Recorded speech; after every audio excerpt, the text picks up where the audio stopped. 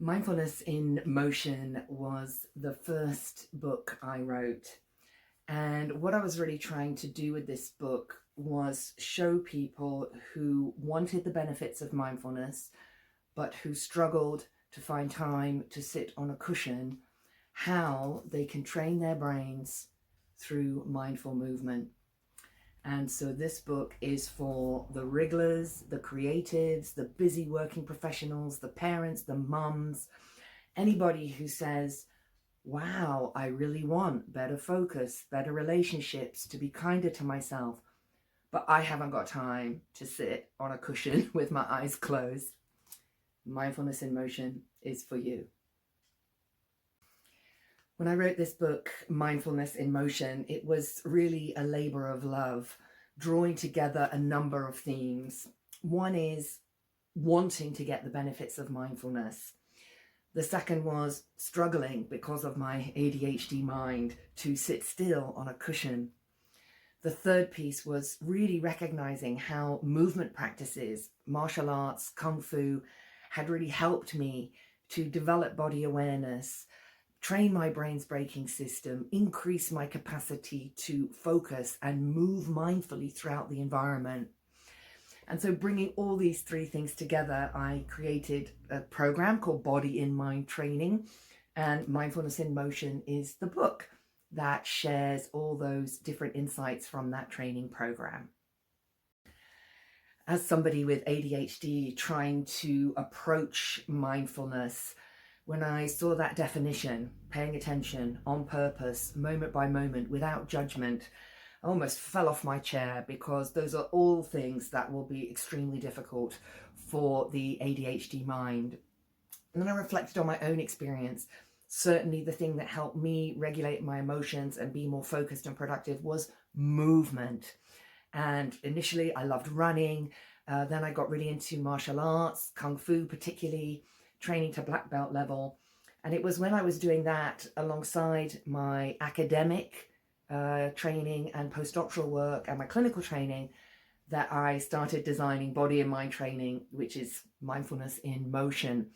And this is for people that want to do mindfulness through movement. They want to train their brains and get the benefits of mindfulness, but do it using the moving body. My book, Mindfulness in Motion, was published in 2015, but actually the development of the program that is inside this book started around about 2010, 2009, 2010, when I was teaching movement-based practices, and I was also teaching what I was calling Body and Mind Training in the mental health services. And I was going around everywhere, all over London, went to Poland, went to Brazil, did all kinds of teaching, all up north in England, over into the West Country of England, all over the place, teaching the 5 themes of body and mind training. And that's what's in this book, because I really recognized that for some people, we need a different way to get to mindfulness. We want to get there, we want those benefits, but how we get there needs to be different. And there's a whole bunch of reasons why you might do it differently. I do it differently because I got ADHD brain, but there are many ways to get to mindfulness, and through motion, I believe, is a particularly powerful and amazing way. Anybody who knows anything about learning knows that the ADHD mind really loves scaffolded learning. So scaffolded learning is where you put the steps in place for the person to get to the place where they want to go. A bit like on the building, we put a scaffold on the building while we're doing the painting, and then we remove the scaffold.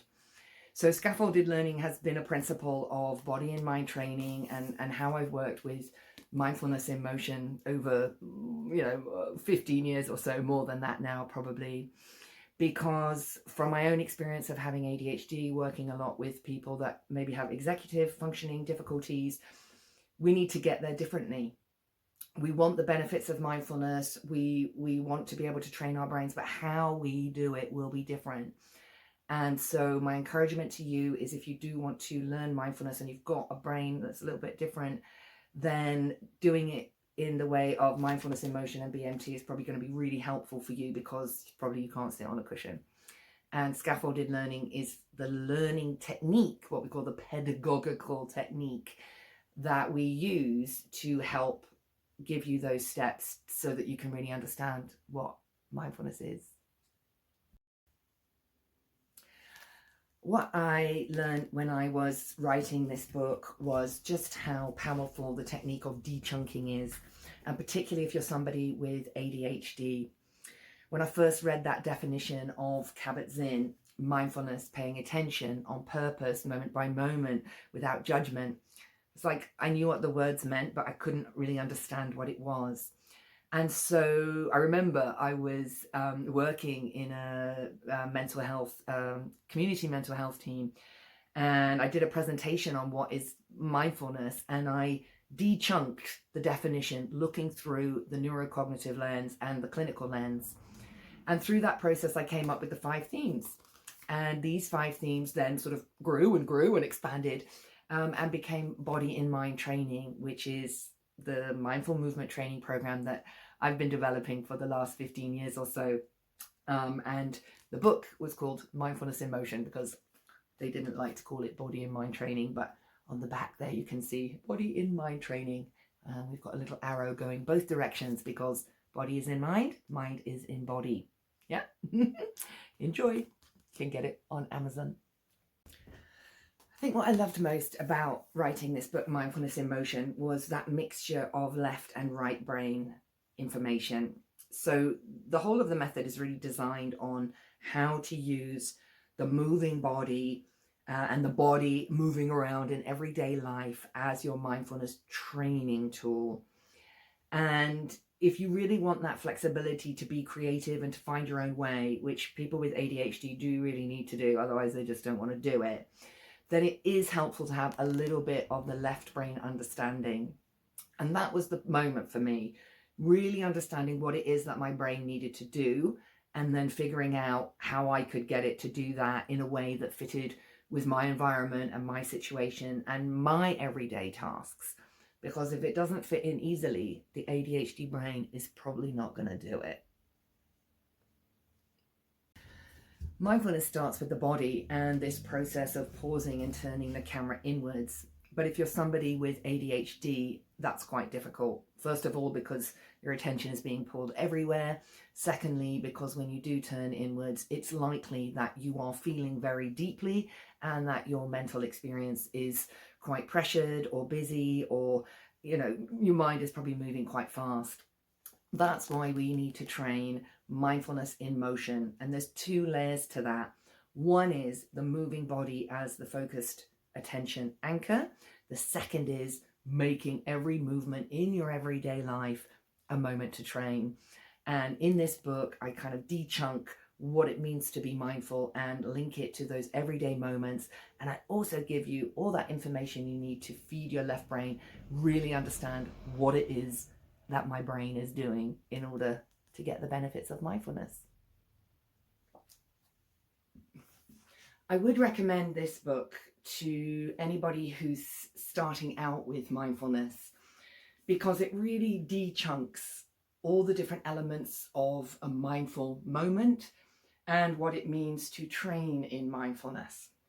So in this book, I talk about 5 different themes: pacing and the pause, intention, attention, habits of mind, and compassion. And what we do, it's a classic Tai Chi technique, is we train each of those domains separately, and then they all start mixing together until it has this beautiful combination that is a mindful moment and being able to move mindfully through the world. So you train each domain separately. As you're doing it, they're kind of feeding into one another. But over time, this magical alchemy happens, and whoosh, suddenly you really know what is mindfulness, but you know it from deep, deep, deep in your bones.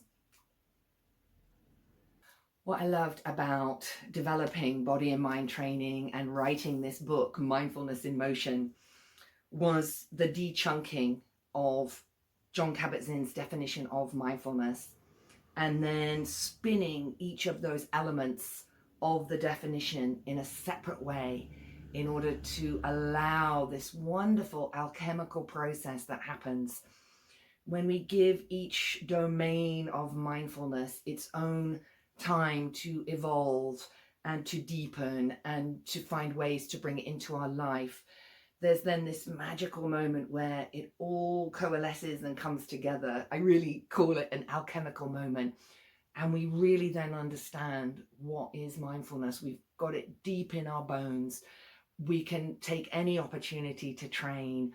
We really know what this means. And it's such a fascinating exploration. Even people that have trained in traditional mindfulness for many years get surprised when they do this de-chunking process. And yeah, I love that. When you get surprised, you know you're learning something new.